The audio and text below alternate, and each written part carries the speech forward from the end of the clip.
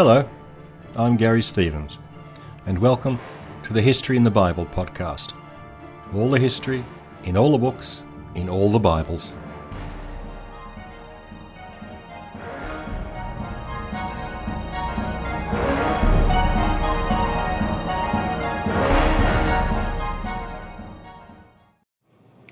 Episode 1.32 The Complicated Rise of David.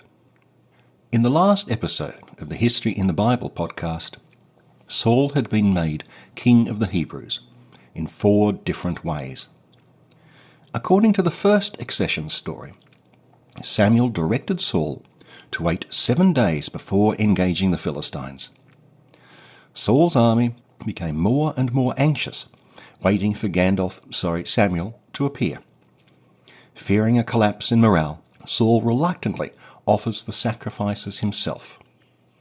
Samuel eventually shows up, only to condemn Saul for arrogating the priestly function of sacrifice to himself. Quote, 1 Samuel 13:13. And Samuel said to Saul, You have done foolishly. You have not kept the command of Yahweh your God, with which he commanded you. For then Yahweh would have established your kingdom over Israel forever. But now your kingdom shall not continue. Yahweh has sought out a man after his own heart, and Yahweh has commanded him to be prince over his people, because you have not kept what Yahweh commanded you. End quote. Samuel's outrage is surely manufactured. The book's author is just looking for reasons to condemn Saul. Later kings, David included, would conduct their own sacrificial rites, with nary a complaint from prophet or priest. Saul confects yet more outrage after Saul's triumph over the Amalekites, an ancient enemy I mentioned in episode 1.15. Samuel's instructions before the war were very specific. Here is the Schocken Bible translation. Quote, 1 Samuel 15:1. Samuel said to Saul, It is I whom Yahweh sent to anoint you as king over his people, over Israel. So now hearken to the voice of Yahweh's words. Thus says Yahweh of the forces on high, I have taken account of what Amalek did to Israel. Now, go and strike down Amalek. You are to devote to destruction all that is his. You are not to spare him, but are to put to death everyone, from man to woman, from child to suckling, from ox to sheep, from camel to donkey. End quote. Remember that the expression devoted to destruction means that every living animal must be destroyed as a sacrifice to God. Plants get a pass. Saul is victorious in battle, but fails to carry out Samuel's genocidal command to the letter. Saul spares King Agag of the Amalekites and keeps the best of the cattle for his army.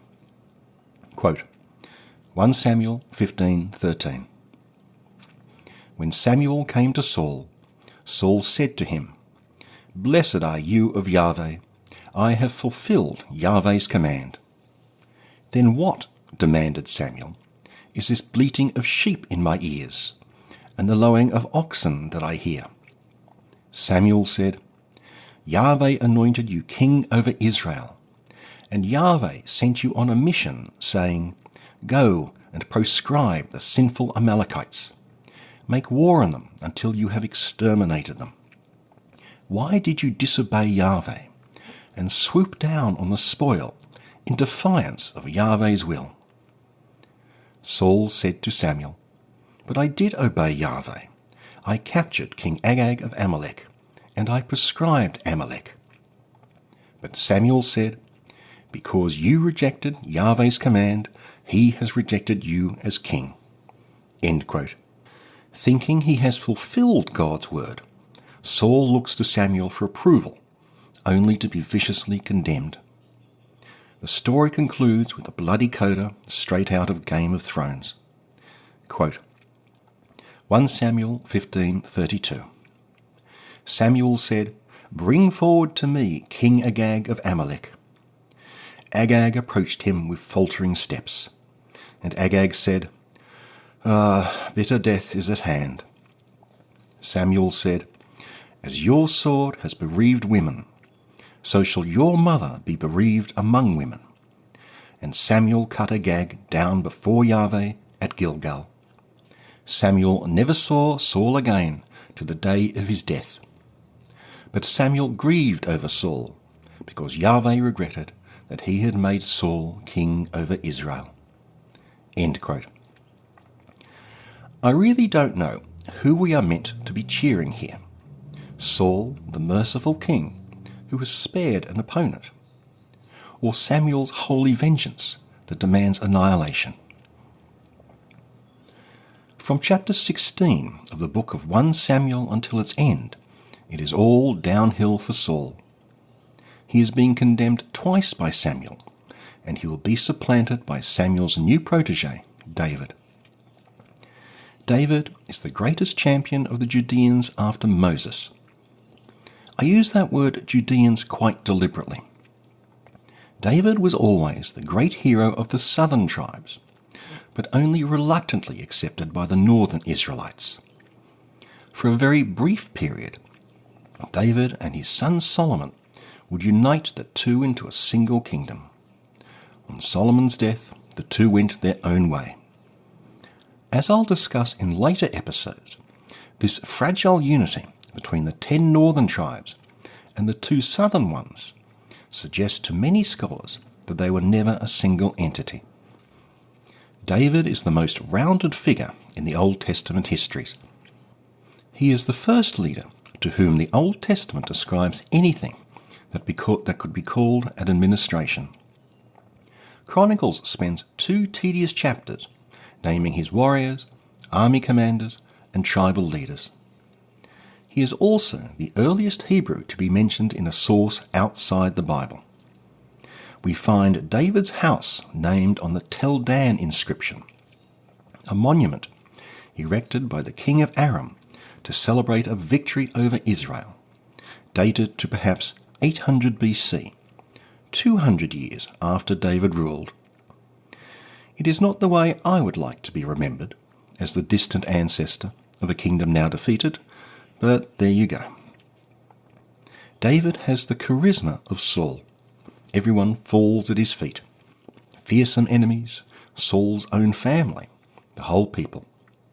But the book of Samuel never whitewashes him. David is a hard case. He is sly, cunning, vicious, and ruthless. He jumps over his 7 brothers to gain his patrimony. When his enemies perish, David himself is never the one to wield the knife. He always has the perfect alibi and always leads the funeral procession. While David is the most scrutinized character in Samuel, he is also the most opaque. The book never reveals David's own feelings and motivations. We see him through a veil. David is introduced 3 times, as one anointed the new king, as a musical psychotherapist to Saul, and as a great warrior. In the first half of 1 Samuel chapter 16, God commands the prophet to find a shiny new king from amongst the sons of Jesse of the town of Bethlehem in the tribe of Judah. The story is a journey of discovery for Samuel. God picks out Jesse's youngest son for anointing, a man whose name Samuel does not even learn until after the anointment. The text triumphantly tells us, and the Spirit of Yahweh gripped David from that day on. His work done, the prophet himself slips from the story, with only a few subsequent cameo appearances, including an exciting post-mortem vision. The second half of chapter 16 reintroduces David. King Saul, once the recipient of God's grace, is now afflicted by God's evil spirit. A courtier recommends David, a skilled musician, to soothe Saul's mental torment. Saul is much taken with the young man, appointing him not only his harpist and psychotherapist, but his alms-bearer. David says not a word that God has designated him as Saul's successor. He is already learning the skills of Machiavellian statecraft. In the next two chapters, 17 and 18, we find a confusion of complexity. A third of the verses in these chapters are not in the Septuagint. Let's just follow the Septuagint's story. It all starts at the beginning of chapter 17, when the Philistine army is facing off against Saul and the Israelites. Long quote. 1 Samuel 17:4. A champion of the Philistine forces stepped forward. His name was Goliath of Gath, and he was 6 cubits and a span tall. He had a bronze helmet on his head, and he wore a breastplate of scale armour, a bronze breastplate weighing 5,000 shekels. He had bronze greaves on his legs, and a bronze javelin slung from his shoulders. He stopped and called out to the ranks of Israel, and he said to them, "Choose one of your men, and let him come down against me. If he bests me in combat and kills me, we will become your slaves.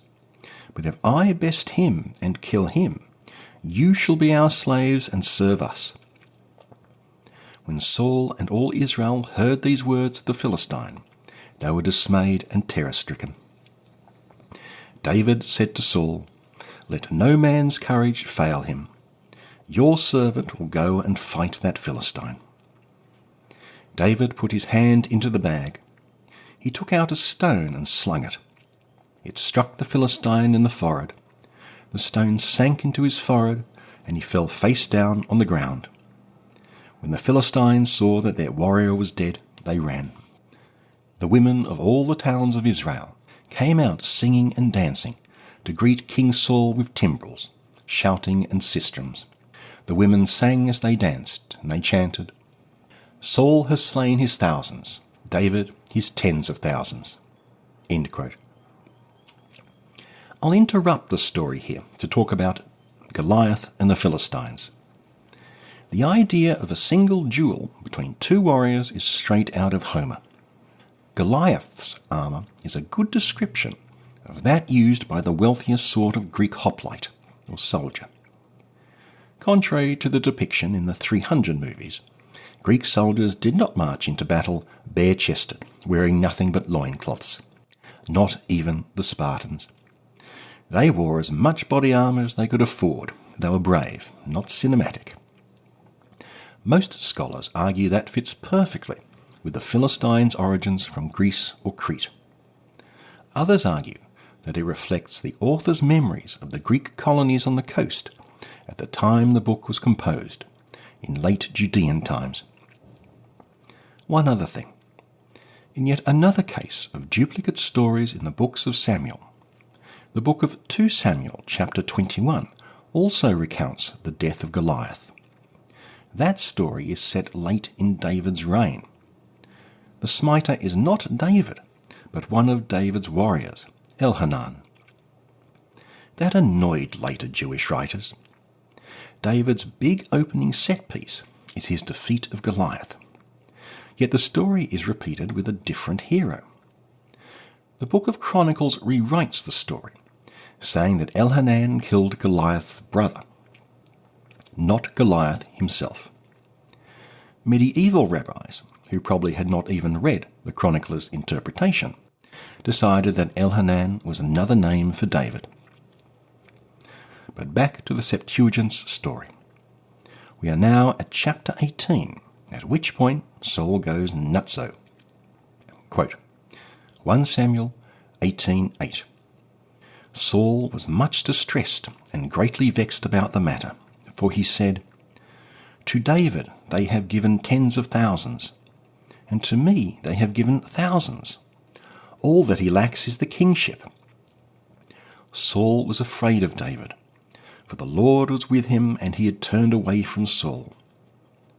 So Saul removed him from his presence and anointed him chief of 1,000 to march at the head of the troops. David was successful in all his undertakings, for the Lord was with him. And when Saul saw that he was successful, he dreaded him. All Israel and Judah loved David, for he marched at their head." End quote. The Septuagint version concludes at the end of chapter 18, with Saul offering David his daughter Michal as a wife. All Saul asks is that David bring back 100 foreskins of Philistines killed in battle. A perfectly reasonable request from a prospective father-in-law, don't you think? Saul is hoping that the Philistines will kill David. David turns the tables on the hapless king and returns with 200 foreskins. David ends up with both Saul's daughter and Saul's undying enmity. That is the Septuagint version. It all makes perfect sense. Saul's warrior David challenges and defeats Goliath. The Philistines are defeated. The people laud David, and Saul gets jealous. Saul demands David pass a test as a ploy to get rid of him, but ends up with a new son-in-law more popular than he is. Let's rewind. David was introduced in chapter 16 as the newly anointed king of Israel. The Masoretic text adds a whole slew of verses that turn the story into a jumble. At the end of chapter 17, verse 11, the Israelites were quaking at the thought of fighting Goliath. Here is where the Masoretic text starts its interpolations. Long quote. 1 Samuel 17:12. David was the son of Jesse. He had 8 sons. The 3 oldest sons had followed Saul, and David would go back and forth from attending on Saul to shepherd his father's flock at Bethlehem. Jesse said to his son David, "Take this parched corn and these loaves of bread, and carry them quickly to your brothers in camp." Early next morning, David left someone in charge of the flock, took the provisions and set out, as his father Jesse had instructed him. David ran toward the battle line and went to greet his brothers. While he was talking to them, the champion, whose name was Goliath, stepped forward from the Philistine ranks. When the men of Israel saw the man, they fled in terror. And the men of Israel were saying among themselves, "Do you see that man coming out? He comes out to defy Israel. The man who kills him will be rewarded by the king with great riches. He will also give him his daughter in marriage." David asked the men standing near him, "What will be done for the man that kills that Philistine and removes the disgrace from Israel? Who is that uncircumcised Philistine, that he dares defy the ranks of the living God?" The things David said were overheard and were reported to Saul, who had him brought over. End quote. As though we had never met them in chapter 16, the Masoretic text introduces David and Jesse as new characters. David is not a warrior in Saul's army, as in the previous verses from the Septuagint, but a shepherd boy who just happens to be on the battlefield when Goliath issues his challenge. The narrative picks up with the Septuagint just after the passage I quoted, where David volunteers and defeats the Philistine champion. With Goliath dead, the Masoretic text again interposes verses. Although chapter 16 introduced David as Saul's harpist, in the Masoretic text extension in chapter 17, Saul has no idea who this giant slayer David is. He has to ask his commander Abner of Ner. The Masoretic text interpolation also inserts a prize for killing Goliath, riches and Saul's daughter. In the Masoretic version, it is not Michal who is the prize, but Saul's other daughter, Merav. With that one brief mention, Merav disappears from the Bible and from history. The Masoretic editions of chapter 18 also include what can only be called a love scene between David and Saul's son Jonathan. Quote, 1 Samuel 18:1. When David finished speaking with Saul, Jonathan's soul became bound up with the soul of David. Jonathan loved David as himself. Jonathan and David made a pact, because Jonathan loved him as himself. Jonathan took off the cloak and tunic he was wearing and gave them to David, together with his sword, bow, and belt.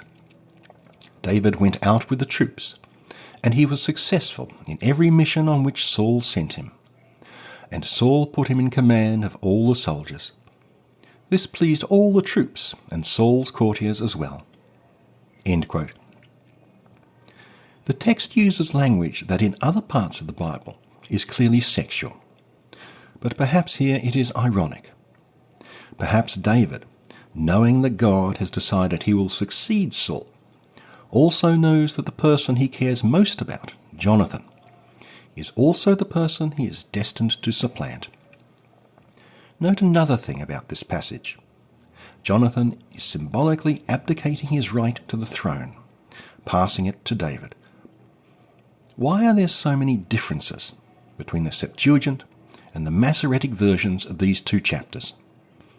Until the discovery of the Dead Sea Scrolls, it was thought that the Septuagint was a cut-down version of the Masoretic text, removing all the discrepancies.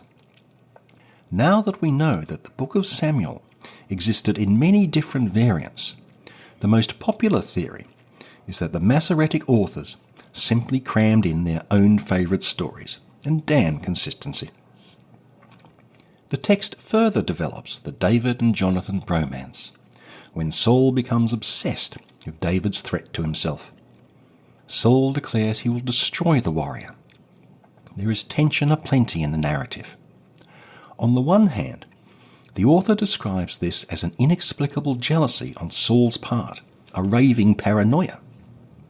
David is portrayed as the innocent victim who protests his loyalty to the king.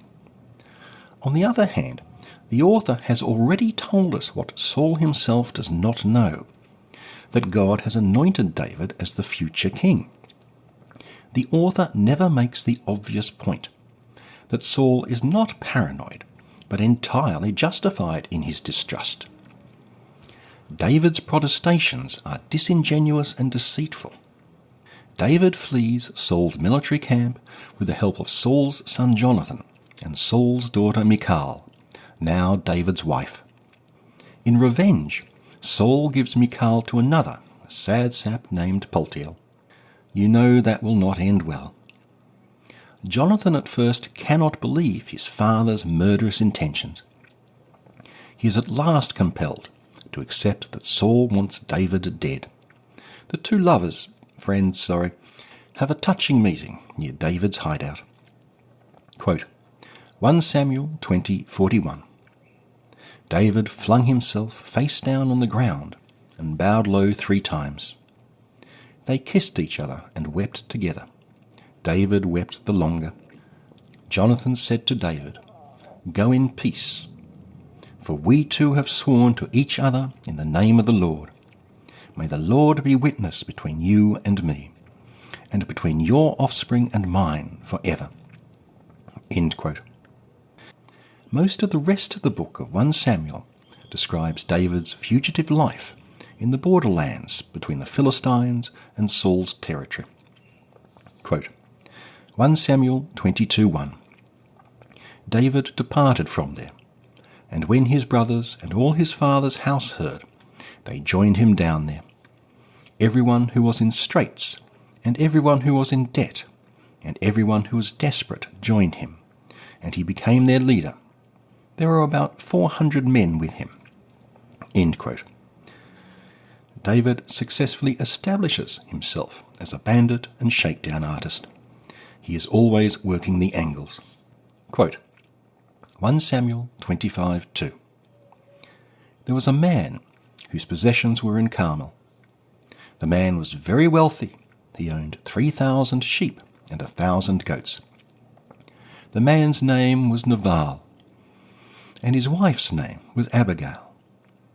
The woman was intelligent and beautiful, but the man was a hard man and an evildoer. David was in the wilderness when he heard that Nabal was shearing his sheep. David dispatched 10 young men, and David instructed the young men. Say as follows, to life, Greetings to you and to your household and to all that is yours. I hear that you are now doing your shearing. As you know, your shepherds have been with us. We did not harm them, and nothing of theirs was missing all the time that they were in Carmel. Ask your young men and they will tell you. So receive these young men graciously, for we have come on a festive occasion. Please give your servants and your son David whatever you can." End quote. The author makes a half-hearted attempt to describe Nabal as an evildoer, but there is no disguising David's extortion. Nabal rejects David's demand. David does not take kindly to that. Quote, 1 Samuel 25:13. "And David said to his men, Gird on your swords. Each girded on his sword. David too girded on his sword. About 400 men went up after David. Now David had been saying, It was all for nothing that I protected that fellow's possessions in the wilderness, and that nothing he owned is missing. He has paid me back evil for good. May God do thus and more to the enemies of David, if, by the light of morning, I leave even one pissing against the wall." End quote. David is running a protection racket, and he will have his money. If not, he will kill every male in Nabal's household. In a convenient plot device, Nabal dies on the spot. David takes his widow Abigail as his own wife. This is not the last time that David will take a widow he covets for himself. The author sheepishly explains that David requires a new wife because his first wife, Michal, has been given to another by her father Saul. If there is one thing that the Old Testament shows, it is that Israelite men demand immediate and perpetual satisfaction of their sexual urges. The word abstinence is not in their vocabulary. I'll see you next time in the History of the Bible podcast when we finish the story of David's rise to power. Thanks for listening.